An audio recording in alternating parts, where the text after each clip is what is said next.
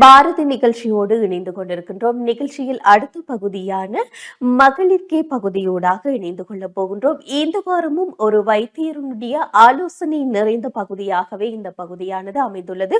ஒவ்வொரு வாரமும் இந்த பகுதியின் மூலமாக பெண்களாகிய நாங்கள் ஆரோக்கியமாக வாழ்வதற்கு நோய் நிலைமைகள் என்று சொன்னால் எப்படி நடந்து கொள்ள வேண்டும் என்பது பற்றியும், நாங்கள் ஆரோக்கியமாக வாழ்வதற்கு எவ்வாறான விடயங்களை கடைபிடிக்க வேண்டும் என்பது பற்றியும் மருத்துவர்களுடைய ஆலோசனைகளை உங்களுக்காக தந்து கொண்டிருக்கின்றோம். எனவே இந்த வாரமும் ஒரு மருத்துவருடைய ஆலோசனை தான் உங்களுக்காக இருக்கின்றது. அந்த வகையில் இணைத்துக் கொள்ளலாம் மகளிர்கே பகுதியோடாக.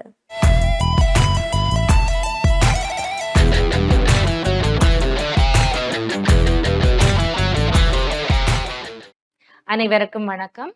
நான் டாக்டர் நித்யபிரியா சிவராம். கடந்த வாரத்தில் அதாவது ஒரு கர்ப்பிணிக்கு மசக்கை வாந்தி அல்லது குமட்டல் நார நிலைமைகள் வருகின்ற நிலைமைகளை பற்றி பார்த்தோம். இந்த வாரத்தில் அதற்கான தீர்வுகளை பற்றி பார்க்க உள்ளோம். ஒரு பெண் நார்மலா கர்ப்பிணி தாய்க்கு அதாவது காலை எழும்பியவுடன் வாந்தி, அது நோமல். அதாவது சில பேருக்கு 10 மாசமுமே வாந்தி இருந்தால் அவர் என்ன ஒரு டீஹைட்ரேட்டட் நீரிழப்பு தன்மைக்கு ஆகுவாள். அப்படியான நிலைமைகளில் கட்டாயம் ஒரு மருத்துவரை நாடியே ஆக வேண்டும்.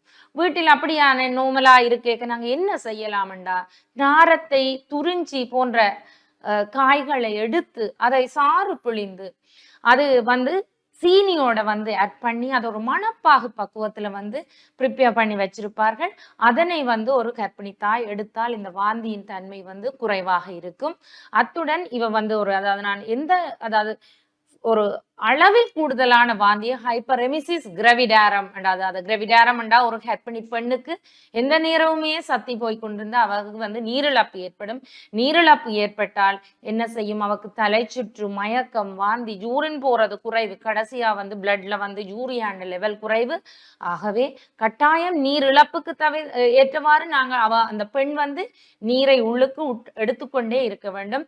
அப்ப சத்தியும் போய்கொண்டிருந்தா எந்த நேரம் போய்கொண்டு சத்தியே நாங்கள் உள்ளுக்கும் எடுக்க முடியாது. கட்டாயம் அவ மருத்துவரின் உதவியை நாடி அதுக்கு அதாவது வாந்தி தடுக்கிறதுக்கான மூலிகைகளையோ வாந்தி தடுப்பதற்கான மருந்துகளையோ எடுக்க வேண்டும்.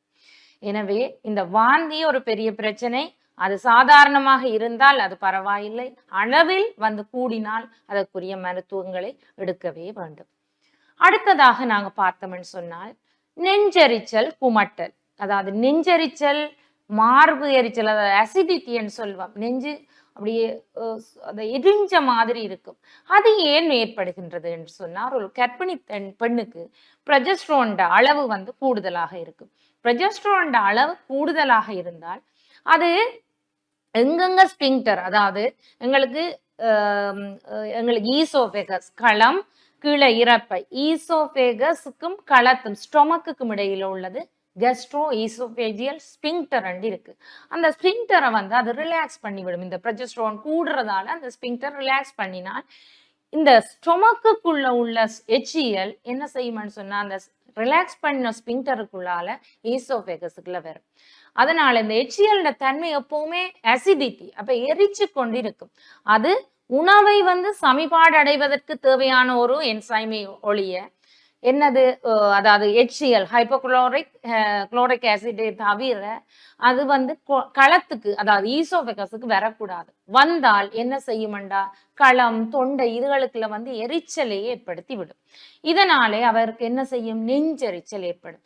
இந்த HCl ஸ்டொமக்குள்ள இருக்க வேண்டியது ரிலீஸ் பண்ணி கொண்டு மேல வாரதால இந்த ஸ்டொமக்குள்ள சமிபாடு அடைவதற்கு தேவையான HCl காணாது. இதனால அந்த அம்மா சாப்பாடு எடுத்தாலும் அப்படியே வயிறு எல்லாம் பொறுமி சாப்பாடு அந்த இடத்திலேயே இருக்கும், தேவையான இடங்களுக்கு போகாது, அகத்துறிஞ்சுப்படாது. எனவே இந்த அதாவது கூடுதலா நாங்கள் என்ன செய்யலாம், இந்த நெஞ்செரிச்சல் வருகுதுன்னு சொன்னால் நாங்கள் என்ன செய்ய வேண்டும். ஏற்கனவே இந்த வாழைப்பழம் போன்ற சில பேருக்கு வாழைப்பழம் போன்ற பழங்கள் நெஞ்செரிச்சலை ஏற்படுத்தும். அதை தவிர்த்து வாட்டர்மெலன், தர்பூசணி, வெள்ளரிக்காய், இப்படியான நுங்கு, அப்படியான உணவுகள், குளிர்ச்சி தரும் பல வகைகளை அவ எடுக்கலாம். அத்தோடு மோரை எடுத்தீங்கன்னு சொன்னா அந்த தெளிவு, மேல வார தெளிவை எடுத்து நாங்கள் அல்லது மோரை அப்படியே நல்லா அடிச்சு போட்டு குடிக்கலாம். புளித்த மோர் கூடாது. அப்படியானதுகள் பதநீர், அதனை அவ எடுக்கலாம். அப்ப நெஞ்செரிச்சலுக்கும் அவ என்னென்ன செய்யக்கூடாது? அதிகம் புளிப்பான உணவுகள், அதிகம் காரமான உணவுகள், அதிகம் பொரித்த உணவுகள், இதுகளை அவ தவிர்க்க வேண்டும். நெஞ்செரிச்சல் ஒரு தாயிற்கு வருவது அது கர்ப்பிணிக்கு நோமல் தான். அதனை நாங்கள் கட்டுப்படுத்துற மாதிரியான ஈஸியான டைஜஸ்ட் பண்ணி கொடுக்க வேண்டிய உணவுகளை அவ எடுக்கவே வேண்டும்.